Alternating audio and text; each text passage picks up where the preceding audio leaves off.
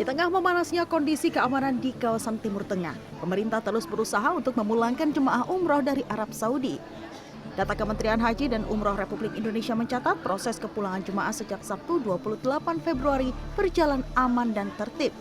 Pada Sabtu, sebanyak 4.200 jemaah tiba di tanah air dengan 12 penerbangan. Sementara pada Minggu, 2.047 jemaah menyusul dengan 5 penerbangan. Dalam dialog di program CNN Indonesia Newsroom pada Senin sore, juru bicara Kementerian Haji dan Umroh menegaskan saat ini pemerintah fokus pada keselamatan dan keamanan jemaah.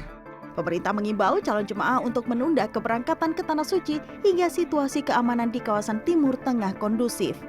Terkait imbauan ini, Ketua Umum Himpunan Penyelenggara Umrah dan Haji Muhammad Firman Taufik mengharapkan pemerintah punya skema terkait imbauan penundaan keberangkatan jemaah. Pasalnya, jemaah yang akan berangkat umroh tentu sudah memiliki keterikatan dengan maskapai penerbangan, hotel, termasuk penyelenggara umroh. Ketika pemerintah mengimbau, saya sangat yakin bahwa pemerintah juga sudah memitigasi apa yang akan terjadi kalau terjadi penundaan dari sisi risiko biaya. Artinya bagaimana pemerintah kemudian menekankan kepada para pihak, misalnya ke penerbangan, bahwa ya di saat kondisi seperti ini harusnya mereka punya kelonggaran-kelonggaran yang harus dilakukan kepada kita semua. Karena ujungnya kan sebenarnya jemaah di sini. Ya. Jemaah yang akan memiliki resiko biaya paling tinggi dibandingin semua pihak, gitu ya.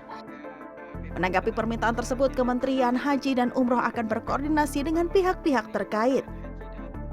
Kalau untuk secara teknis tentu ini kalau untuk dari kita dari Kementerian Haji tentu untuk peran dalam konteks penyelenggaraan umrah tentu memastikan bagaimana pelayanan dan juga akomodasi yang yang dihadirkan oleh PPU untuk jamaah dapat dipastikan terlaksana. Tentu ini komunikasinya di awal tentu antara teman-teman PPU dengan apakah itu muassasah ataupun syarikah yang akan berikan layanan. Tentu kami juga akan update berkaitan dengan perkembangan ini.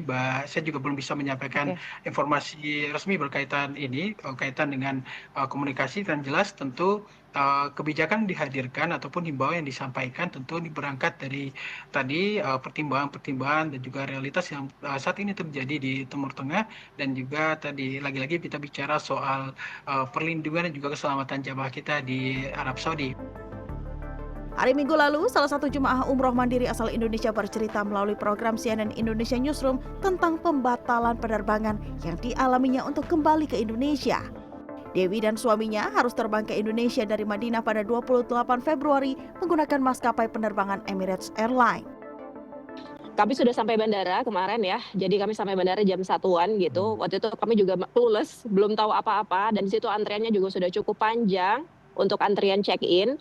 Dan memang akhirnya kita tahu setelah 1 jam ngantri bahwa pesawat tidak akan terbang, nggak perlu ngantri, duduk aja gitu. Sampai akhirnya juga dikabarin kalau kita punya 2 opsi gitu ya, pilihannya dari Emirates-nya bahwa karena memang bandaranya pada saat kemarin sampai dengan hari ini ditutup, tidak akan terbang, kita ditawarin opsi full refund ataupun rebooking gitu ya untuk mengganti jadwal. Tapi untuk rebooking ini pun juga mereka bilang bahwa belum tahu kapan bisa terbang, menunggu kepastian yang ada gitu ya dari otoritas bandara setempat. Tak hanya tertahan di Arab Saudi, hingga Senin 2 Maret 2026, Kementerian Haji dan Umroh mencatat sekitar 2.000 jemaah masih berada di negara transit. Jemaah tertahan baik yang akan menuju Arab Saudi maupun kembali ke tanah air. Tim Liputan CNN Indonesia.